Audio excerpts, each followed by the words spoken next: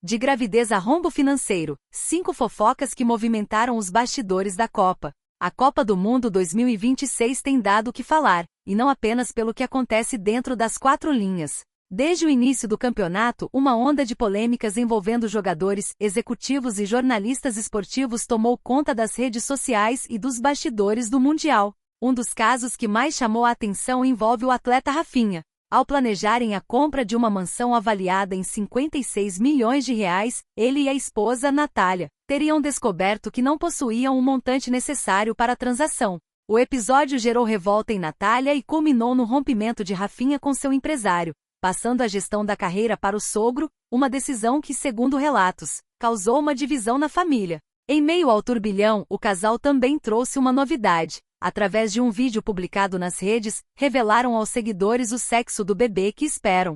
Em uma dinâmica divertida onde apareciam vendados, o uso de tinta rosa confirmou a chegada de uma menina, momento que foi celebrado com entusiasmo pelos familiares. Enquanto isso, nos bastidores da transmissão, a equipe da Cazé TV também virou assunto. Uma das jornalistas do time decepcionou parte dos fãs ao promover casas de apostas, atitude que lhe rendeu duras críticas, inclusive da atriz Luana Piovani. A política do futebol brasileiro também esteve sob os holofotes. O portal Léo Dias expôs o presidente da CBF, Samir Chaud, sob a acusação de usar recursos da entidade para financiar viagens de luxo de uma amante, identificada como Camila Cristina Andrade, aos Estados Unidos. A denúncia aponta que enquanto a esposa de Chaud estava hospedada em um hotel no México, a acompanhante estaria em Nova York. Em nota, a CBF negou as acusações. A Confederação Brasileira de Futebol, CBF, rejeita as informações de suposto uso indevido de verbas da entidade divulgadas pelo portal Léo Dias no dia de hoje. A entidade reforçou que sua atual gestão é pautada pela transparência, responsabilidade administrativa e compromisso com a integridade. Por fim, o mundo da celebridade segue atento ao antigo casal Virgínia Fonseca e Vini Júnior. Após namorarem por 6 meses e terminarem em maio, pouco antes do início da Copa, os dois têm dado sinais de uma possível reconciliação. Entre os indícios está um coração deixado pelo craque em uma publicação de Virgínia no Dia dos Namorados. Recentemente, especulações ganharam força após a influenciadora e amigos do jogador publicarem registros no mesmo restaurante em Nova York, durante a folga da seleção brasileira. Procurada, a assessoria de imprensa da blogueira afirmou que não possui conhecimento sobre o assunto.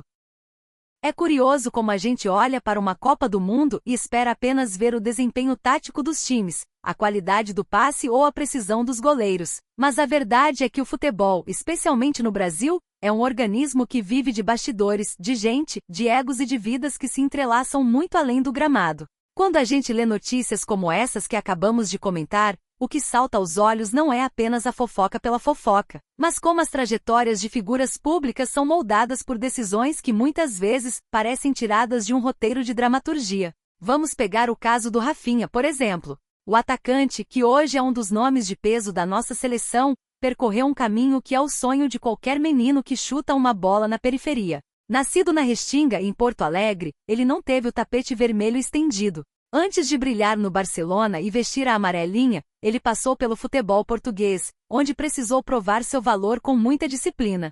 Rafinha é um jogador de muita entrega física e técnica, e essa transição para a gestão familiar de sua carreira, passando o bastão para o sogro, é um movimento que, historicamente, a gente viu muitas vezes no futebol. É um clássico. O jogador, que muitas vezes começa com empresários gigantes, acaba sentindo a necessidade de trazer para perto o círculo de confiança extrema. Só que, pessoalmente, eu acho esse movimento um terreno pantanoso. Quando a gente mistura laços afetivos com gestão de patrimônio de dezenas de milhões de reais, a chance de uma dinâmica familiar implodir é altíssima, especialmente se o planejamento financeiro, como esse caso da mansão aponta, não bate com a realidade do fluxo de caixa.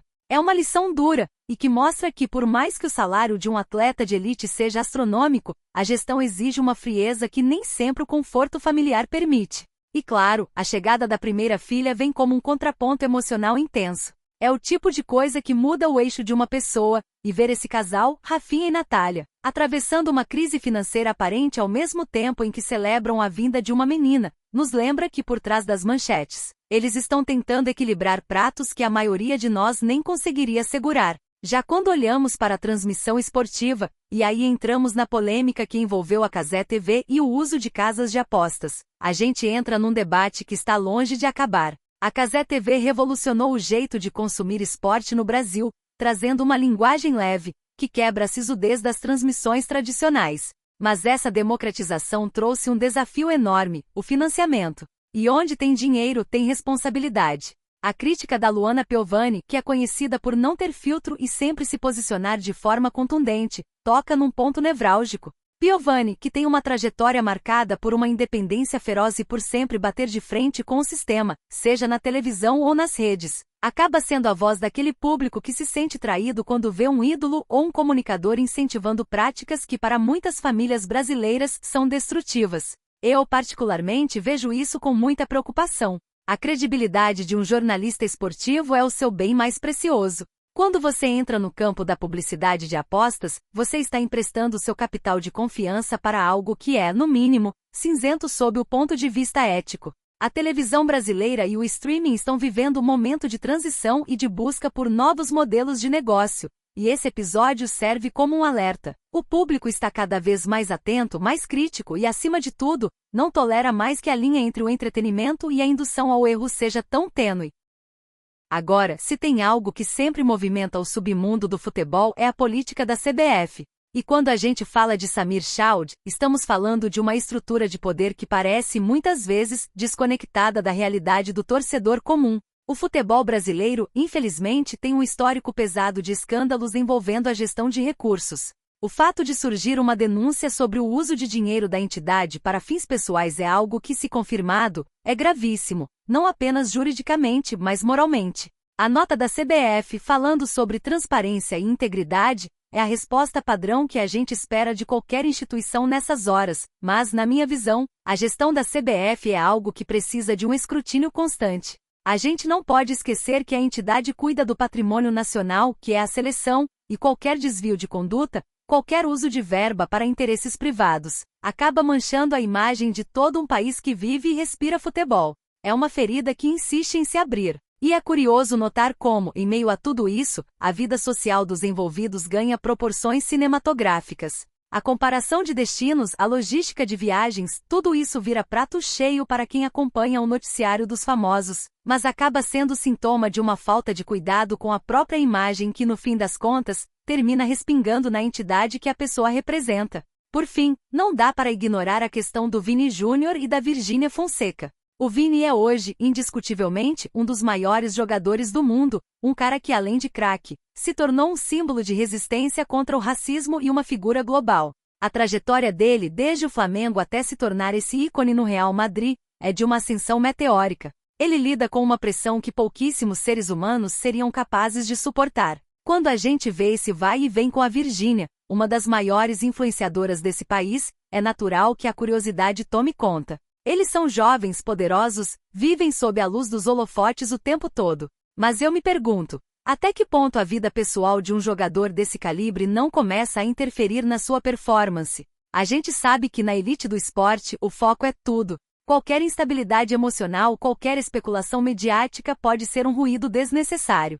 Eu, sinceramente, acho que esses dois têm uma química que atrai a atenção porque eles representam um novo padrão de celebridade brasileira, o atleta global e a influenciadora digital. É um encontro de mundos que gera engajamento, gera debate e, claro, gera muita especulação. Se eles vão voltar ou não, é um detalhe perto do que isso representa. A nossa cultura de acompanhar a vida das estrelas como se fosse um capítulo de uma novela que nunca termina. No final das contas, tudo isso que a gente comentou mostra que a Copa, para além dos gols, é uma grande vitrine humana. É onde a gente vê a falha, o erro, a paixão, o dinheiro e a fama se misturando em um caldeirão que, se por um lado é fascinante, por outro nos mostra que, por trás da camisa 10 ou do cargo de presidência, todos são, acima de tudo, pessoas tentando navegar em um mundo que não perdoa erros. O meu conselho? Fiquemos de olho, porque se a história nos ensinou alguma coisa é que o bastidor do futebol brasileiro é tão emocionante quanto qualquer final de campeonato. E o que mudou de verdade é que hoje, com a internet, ninguém mais consegue esconder absolutamente nada. A transparência, queira ou não, se tornou uma obrigação, e quem não entender isso vai acabar ficando para trás, seja no campo, na gestão ou nas redes sociais.